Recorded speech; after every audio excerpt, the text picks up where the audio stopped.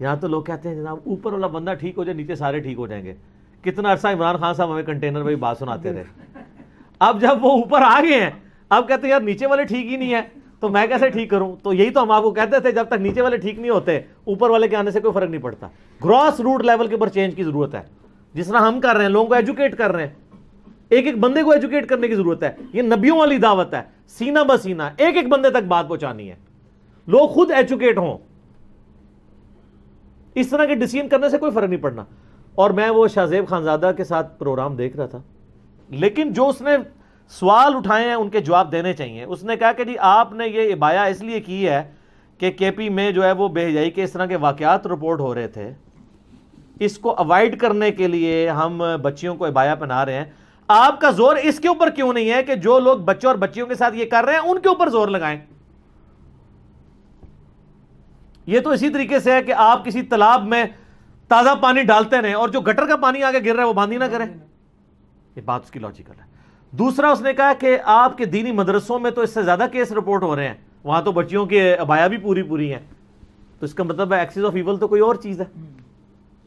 جو خناس دماغ میں لوگوں کے گھسا ہوا ہے وہ ہے ایکسس آف ایول, ان کو پکڑنے کی ضرورت ہے. باقی جو شاہ زیب نے کہا نا کہ آپ کو کوئی رائٹ نہیں پہنچتا کہ اس طریقے سے ڈریسنگ کے اوپر آپ کسی کو پابند کریں, ہر بندے کی اپنی مرضی ہے وہ ڈریس پہنے. ظاہر ہے وہ تو آپ کو پتہ ہے ایک سیکولر سوچ رکھتے ہیں. میں یعنی ٹی وی اینکرز میں جو سب سے زیادہ جن لوگوں کو پسند کرتا ہوں ان میں سے شاہ زیب ایک ہے, لیکن اختلاف رائے بھی ہے اس معاملے میں مجھے, اور میں اس کو یعنی اس میں معذور ہی سمجھتا ہوں کہ اس کو ایجوکیٹ کرنے کی ضرورت ہے. اس طریقے سے کسی کے اوپر الزام نہیں, کسی کو حق حاصل نہیں ہے کہ داڑھی والے کا اسلام زیادہ جو ہے وہ مضبوط ہے اور بغیر داڑھی والے کا کم ہے. آپ کو کوئی حق نہیں پہنچتا کسی پہ ذاتی اٹیک کر. تو شاہ زیب نے بڑی پیاری بات کی, انہوں نے کہا کل کو اگر گورنمنٹ نے اسکول یا کالج میں حجاب کے اوپر پابندی کی نا تو سب سے پہلے میں حجاب کے حق میں پروگرام کروں گا کہ حکومت کو کوئی حق حاصل نہیں ہے کہ کسی کا حجاب اتروائے. تو اس نے تو کلین بولڈ کر دیا نا اسے. تو اس مسئلے کو انہوں نے مس ہینڈل کیا ہے.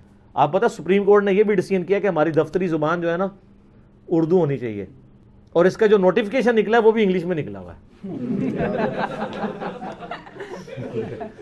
اور ہمارے دفتروں میں بھی کئی دفعہ آئے ہیں نوٹیفکیشن اور وہ لکھا ہوتا ہے کہ انشاءاللہ کر دیں گے قیامت سے پہلے ایک دفعہ.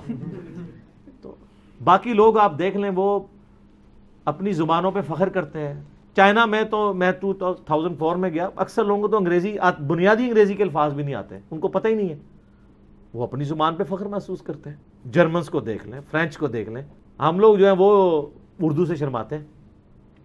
انگلش ضرور سیکھیں, انگلش کے بغیر یہ حقیقت بات ہے کہ آپ دنیا میں نالج نہیں گین کر سکتے. یا تو پھر آپ سارا نالج ٹرانسفر کر لیں اپنی زبان میں, جب تک نہیں کر رہے دونوں زبانوں کو پیرلل میں لے کے چلیں.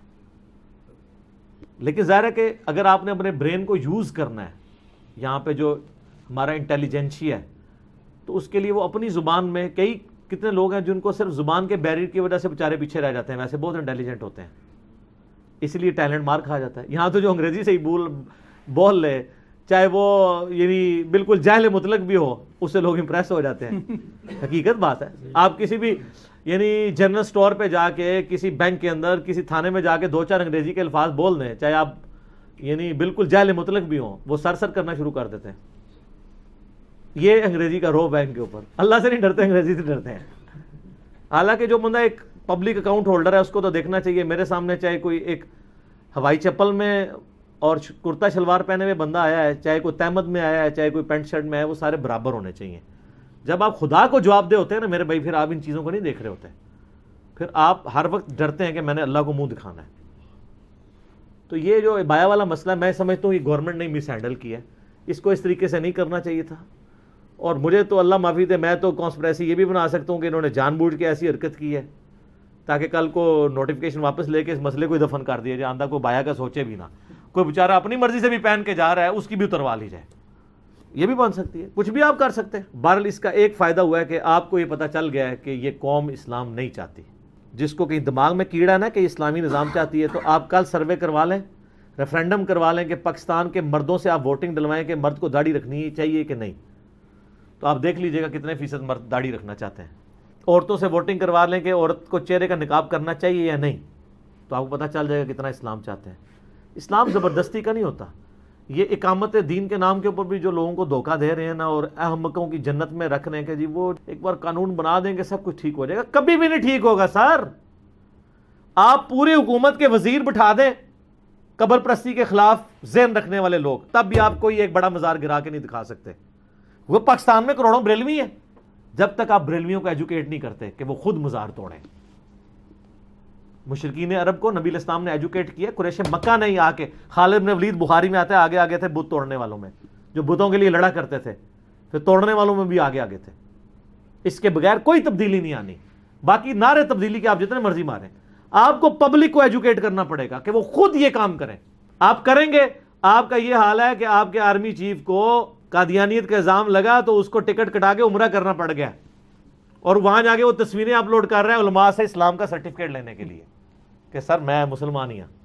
یہ سب سے پاورفل شخص جو آپ کے ملک میں ہے نا، اس کو بھی اپنے دین کا سرٹیفکیٹ مولویوں سے لینا پڑتا ہے. اس ملک کے اندر آپ زبردستی تبدیلی اور اقامت دین لے کے آئیں گے نہ. کوئی کروا رہا ہے تو کہانی کروا رہا ہے آپ کو. تبدیلی صرف اسی طرح آئے گی جس طرح ہم کر رہے ہیں، ایجوکیٹ کریں پبلک کو. دیکھیں لوگ ایجوکیٹ ہو رہے ہیں.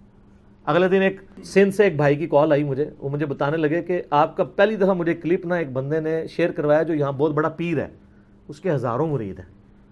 تو کہتا ہے میں نے جب سننا شروع کیا تو میں نے اس کو کچھ عرصے بعد کال کی. میں نے کہا یار یہ تو تمہارے اتنا خلاف بولتا ہے پیروں کے اور مزاروں کے، وہ تم اس کے کلپ سنتے ہو. وہ کہتا ہے یار یہ بندہ جو بھی ہے نا بندہ سچ بول رہا ہے، اور اس کی ویڈیو سننے کے بعد بس اب نام کی پیری مریدی رہ گئی ہے، میں نے یہ ساری خرافات اپنے مزار سے ختم کروا دی ہیں.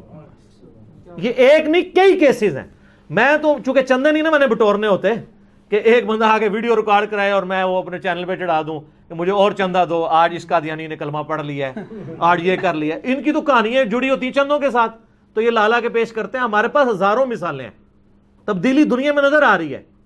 کیوں نظر آ رہی ہے؟ گراس روٹ لیول کے اوپر جو لوگوں کے ایشوز ہیں وہ آپ نے ایڈریس کرنے ہیں. اگر محرم کا مہینہ ہے تو آپ یزید کو ایڈریس کیے بغیر مسلمانوں میں دین کا کام نہیں کر سکتے. یہ نہیں آپ کہہ سکتے ہمیں قیامت دن پوچھا نہیں جائے گا. قیامت دن پوچھا جائے گا یا نہیں پوچھا جائے گا، دنیا کا مسئلہ تو یہ ہے.